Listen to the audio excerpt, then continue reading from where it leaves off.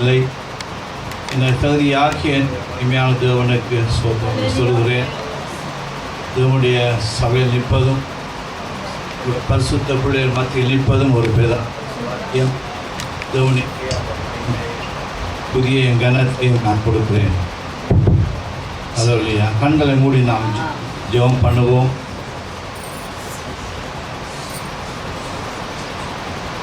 வானாதி வானங்களும் கொள்ளாத ஒரு மயமுள்ளது தேவனுடைய சன்னிதானத்தில் நாங்கள் நிற்கிறோம். ஒரு அளவுள்ள தேவன், மகிமையானவர், வாக்கு மாறாதவர், உயர்ந்தவர், ஆதியும் அந்தமுமாக உள்ள தேவன், சர்வ வல்லமுள்ள தேவன், அன்புள்ள தேவன், மன உருக்கமுள்ளவர், இரக்கமுள்ளவர், ஆசீர்வதிக்கிற தேவன், ராஜ்யத்தை கட்டுகிற தேவன். சிலுவை உயர்த்துகிறோம் அப்பா, நம்முடைய கல்வாறு சிலுவை இந்த உயர்த்துகிறோம் சுவாமி. அப்பா உடைய நாம் ஒன்றே இந்த இடத்தில் மகிமைப்படுவோனும். சிந்திய இரத்தத்துக்காக நன்றி என்று சொல்கிறோம். எங்களுக்காக தந்தை பெரிதான ரட்சிப்புக்காக உமக்கு நன்றி என்று சொல்கிறோம் சுவாமி. அப்பா இந்த இடத்தினுடைய நாம் ஒன்றே மகிமைப்படுவோனும் சுவாமி. அப்பா உம்மை போல் யாருண்டு சுவாமி. அப்பா உம்மை போல் அன்பு செலுத்த யாருண்டு சுவாமி. அப்பா உம்மை போல் ஒரு தாய் யார் சுவாமி. உம்மை போல் எங்களை தேற்றுகிற தேவன் யார் சுவாமி. அப்பா உம்மை போல் எங்களை ஆசீர்வதிக்கிற தேவன் யார் சுவாமி. அப்பா அன்று இஸ்ரவேலின் தேவனாயிருந்தீங்க, ஜெகோவா தேவனாயிருந்தவன். அப்பா உடன்படிக்கையின் தேவனாயிருந்தவரே உயர்த்தி உங்களை ஆராதிக்கிறோம் சுவாமி. அப்பா உன் நாமம் எவ்வளவு பெரிதானது, உன் நாமம் பயங்கரமானது, உன் நாமம் பரிசுத்தம் உள்ளது சுவாமி. அப்பா உன் நாமத்துக்கு முன்பாக நாங்கள் மண் சுவாமி. அப்பா தேவனே, நாங்கள் அருகதையற்ற மக்கள் சுவாமி. அப்பா உடையான சேற்றினங்களை எங்களை தூக்கி அடுத்தவனே உங்களை துதிக்கிறோம் சுவாமி. அப்பா உம்மை துதித்து மகிமைப்படுத்துகிறோம், உம்மை துதித்து மகிமைப்படுத்துகிறோம். கொடா கொடி சோத்திரங்கள், கொடா கொடி சோத்திர உடைய வார்த்தைக்கு நன்றி சுவாமி. அப்பா உடைய பரிசுத்த பிள்ளைகளுக்கு நன்றி, உடைய முற்பிதாக்களுக்கு நன்றி சுவாமி. அப்பா உடைய வேதத்துக்கு நன்றி சுவாமி. அப்பா வார்த்தையாக உள்ள தேவனுக்கு நன்றி சுவாமி. அப்பா நன்றி தேவனே, நானே ஜீவனும் தேவனி உயிர் தருதலுமாக இருக்கிறேன் என்று சொன்ன தேவனே உம்மை துதிக்கிறோம். நானே வழியும் சத்தியம் ஜீவனுமா இருக்கிறேன் என்று சொன்ன தேவனே உம்மை துதிக்கிறோம் சுவாமி. அப்பா தேவனே உம்மை துதித்து மகிமைப்படுத்துகிறோம். அப்பா உமக்கு நன்றி சுவாமி. இந்த இடத்துல தேவனே, இந்த இடத்தை நிறையும் சுவாமி. அப்பா உடைய பிள்ளை ஒருமையாக போகாத படி சுவாமி. அப்பா தேவனே ஒரு வார்த்தையை கூறும், ஒரு வார்த்தையை கூடும், சுகமளிக்கிற வார்த்தை சுவாமி. அப்பா ஆத்மாவை ஆறுதப்படுத்துகிற வார்த்தை சுவாமி. அப்பா சரீரத்தை சுகம் கொடுக்கிற வார்த்தை சுவாமி. அப்பா ஜெபத்துக்கு பதிலை கொடுக்கிற வார்த்தையை கொடும் சுவாமி. அப்பா நன்றி சுவாமி. அப்பா தாவே உம்மை துதிக்கிறோம், துதித்து மகிமைப்படுத்துகிறோம், துதித்து மகிமைப்படுத்துகிறோம், துதித்து மகிமைப்படுத்துகிறோம். நன்றி சுவாமி. அப்பா நன்றி என்று சொல்கிறோம் தேவன். மீதி ஊழிய நீர் பொறுப்படும் சுவாமி. அப்பா நீர் பேசும் சுவாமி, உங்களுடைய பிள்ளைகளோடு நீர் பேசும் சுவாமி. அப்பா பரிசுத்தத்தினால் இந்த இடத்தை மூடியதவனே உங்களுடைய நாம் உங்களுடைய பிரசன்னம் உண்டு. அப்பா மகிமைப்பட ஜெபிக்கிறேன் சுவாமி. நன்றி என்று சொல்கிறோம். இயேசுவின் ஒப்பற்ற நாமத்தை ஜெபித்து நிற்கிறேன் நல்ல பிதாவே, ஆமென். ஆமென். ஹல்லேலூயா, ஹல்லேலூயா. ஸ்தோத்திரம்.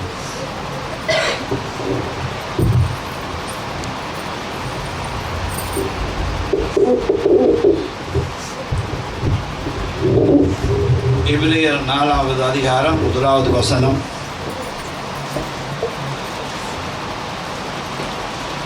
ஆனபடியினாலே அவருடைய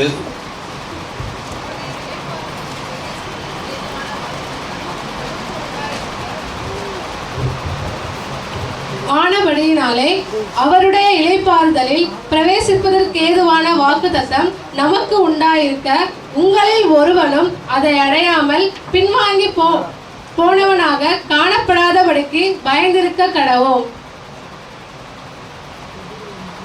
நமக்கு என்ன வாக்கு தத்தத்தை கத்த தந்துள்ளார்? நமக்காக ஒரு காத்திருக்கிற நித்திய ராஜ்யத்தை தேவன் நமக்காக ஆயத்தப்படுத்தியுள்ளார். இந்த ராஜ்யத்தை நாம் சுதந்திரித்து கொள்ள வேண்டும். இந்த இந்த இளைப்பாறுதல், இந்த இந்த நித்திய வாழ்க்கை வருகிற இளைப்பாறுதல் எங்கு உண்டு என்று பார்க்கின்ற போது தேவனுடைய ராஜ்யத்தில் இந்த இளைப்பாறுதல் உண்டு. இன்று பரவலாக பேசப்படும் ஒரு காரியம், உலகத்தை நாம் பார்க்கிற போது, சர்வ நாடுகளையும் பார்க்கின்ற போது உலகத்தில் இன்று பல குழப்பங்கள் ஏற்பட்டிருப்பதை பார்க்கலாம். காலநிலையில் மாற்றங்கள், பொருளாதார நிலையில் மாற்றங்கள், யுஎஸ் அமெரிக்க டாலருடைய வீழ்ச்சியை நாங்கள் பார்க்கிறோம். ஐரோப்பிய நாணயத்துடைய வீழ்ச்சியை நாம் பார்க்கிறோம். இன்னும் பலவிதமான சமுதாய மாற்றங்கள், திருமண கத்தர் படை உண்டாக்கிய திருமணத்தில் உள்ள மாற்றங்கள், எல்லா மாற்றங்களையும் பார்க்கிற போது இன்று சபைகளில் ஊழியக்காரர் அதிகமாக பேசப்படுகிற ஒரு வார்த்தை இயேசு கிறிஸ்து வரப்போகிறார் என்ற ஒரு வார்த்தை. இயேசு கிறிஸ்து வருவது உண்மை. இதோ நான் வருகிறேன், சீக்கிரமாக நான் வருவேன் என்று சொன்ன வார்த்தை உண்மையானது. வாக்குத்தத்தம் உள்ள தேவன் தன் வார்த்தைகளை நிறைவேற்றுவார். இயேசு கிறிஸ்து பூலோகத்துக்கு வருவதற்கு நாம் என்ன செய்ய வேண்டும்? நாம் ஆயத்தமாக இருக்கிற போதுதான் இயேசு கிறிஸ்து வருவார். அவர் இன்றைக்கும் வரலாம், இன்னும் 1000 வருடங்கள் கழித்தும் வரலாம். ஆனால் கிறிஸ்தவராகிய நாம் இயேசு கிறிஸ்துவுடைய வருகைக்கு நாம் எவ்வண்ணமாக நம்மை ஆயத்தப்படுத்தி கொள்ள வேண்டும் என்ற காரியத்தை நாம் பார்க்க போகிறோம். அதனால் சில வரலாற்றை, வேதாகமத்தில் வரலாற்றையும் நாம் பார்த்து இந்த காரியத்தை நாம் ஒவ்வொன்றமாக நாம் செய்து முடிக்கலாம் என்பதை நாம் பார்க்கலாம். இயேசு கிறிஸ்து கூட தன்னுடைய போதனையை ஆரம்பிக்கின்ற போது முதலாக இயேசுடைய போதனை என்னத்தை முதல் வார்த்தையாக தன் ஊழியத்தை ஆரம்பித்த போது இயேசு கிறிஸ்து பேசினார் என்று நாம் வேதாகமத்தை பார்க்கிற போது மத்தேயு 4 அதிகாரம் 17வது வசனத்தில்,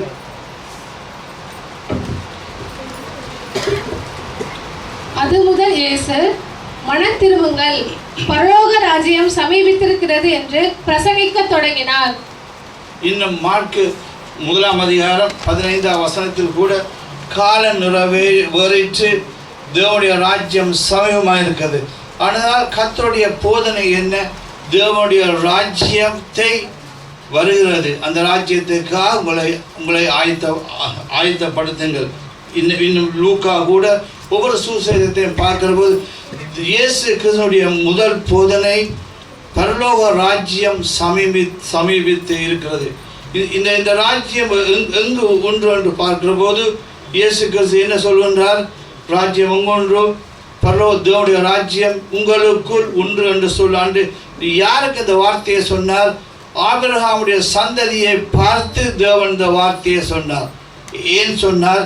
ஏனெனில் ஏற்கனவே தேவன் ராஜ்யத்தை கட்டி அதை நிலைப்படுத்திய ஒரு சமுதாயத்தை இஸ்ரவேல் மக்களை பார்த்து, அந்த இஸ்ரவேல் மக்கள் மத்தியில் அவர்கள் ஆபிரகாமை அழைத்து செங்கடலை கடந்து கானான் தேசத்துக்கு வந்து ஒரு ராஜ்யத்தை அவர் அங்கு நிறுவி, இப்பொழுது யெகோவா தேவன் மனிதனாக பூலோகத்துக்கு வந்ததினால் அவர் சொல்லுகிறார், இப்பொழுது தேவனுடைய ராஜ்யம் வந்துள்ளது, இந்த ராஜ்யத்துக்கு ஆயத்தப்படுத்துங்கள், இந்த ராஜ்யம் உங்களுக்குள் இருக்கின்றது என்று அவர் தேவன் சொல்வதை நாம் பார்க்கலாம். இந்த ராஜ்யத்துடைய முக்கியமான அம்சம் துதித்தல். அதாவது பூலோகத்தை ஆதியாகமம் 1 அதிகாரம் 1வது வசனத்திற்கு முன்பாகவே தேவன் ஒரு ஏதேன் தோட்டம் பூலோகத்தில் இருந்ததாக எசேக்கியேல் 28 அதிகாரம் 13வது வசனத்தில் அந்த முதல் பகுதியை நாம் வாசிக்கின்ற போது அங்கு தேவன் லூசிபரை பார்த்து அங்கு சொல்லுகிற ஒரு வார்த்தையை நாம் பார்க்கலாம்.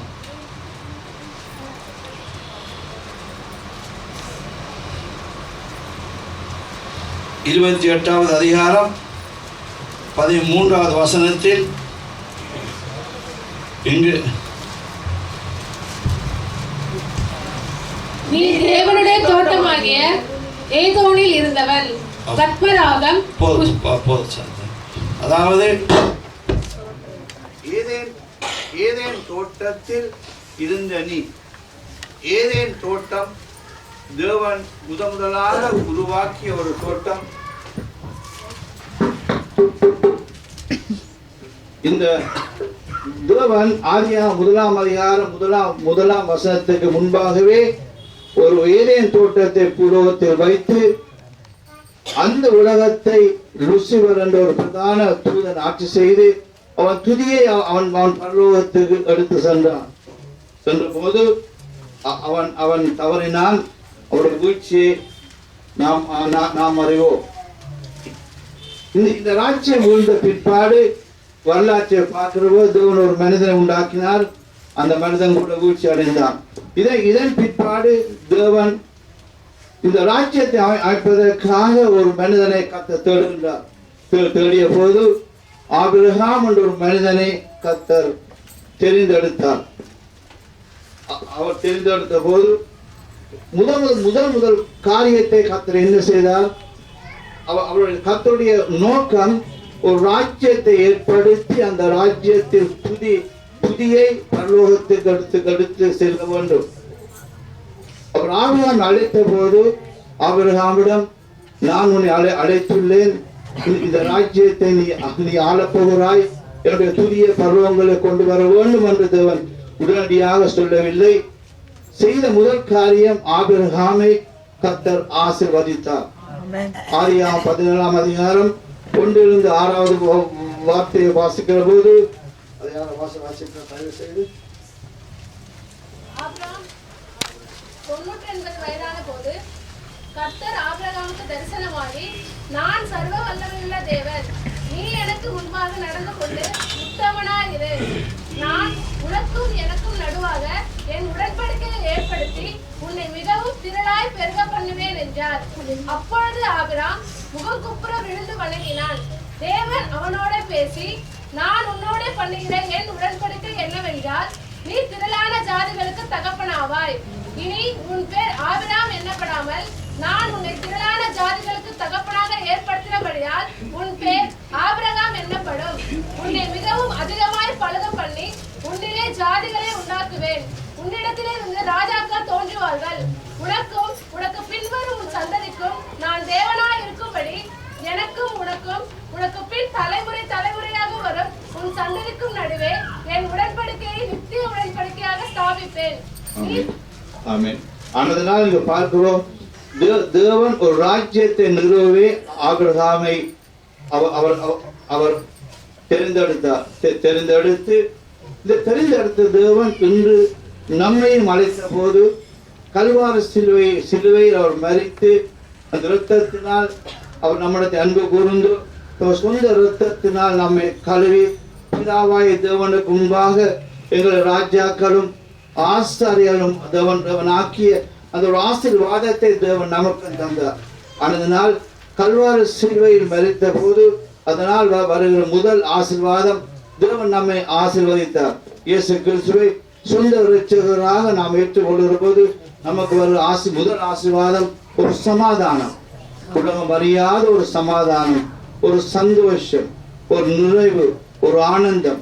நம்முடைய வாழ்க்கையில் எதுவும் இல்லாமல் இருக்கலாம், ஆனால் ஒரு இனம் தெரியாத ஒரு சமாதானம் நம்மை ஆளுகை செய்கின்றது. நம்முடைய கர்த்தரோ ஒரு மகாதேவனும் எல்லா தேவர்களுக்கும் மகாராஜனுமாயிருக்கிற தேவன், நித்திய ஆனந்தமுள்ள ஒரு சர்வ வல்லமுள்ள தேவன், ஒரு ராஜாதி ராஜாவும் கத்தாதி கத்தரும். அவருடைய வார்த்தையை பார்க்கிற போது அவர் ராஜா, அவர் வரப்போற யூதர் சிங்கமான ஒரு ராஜா.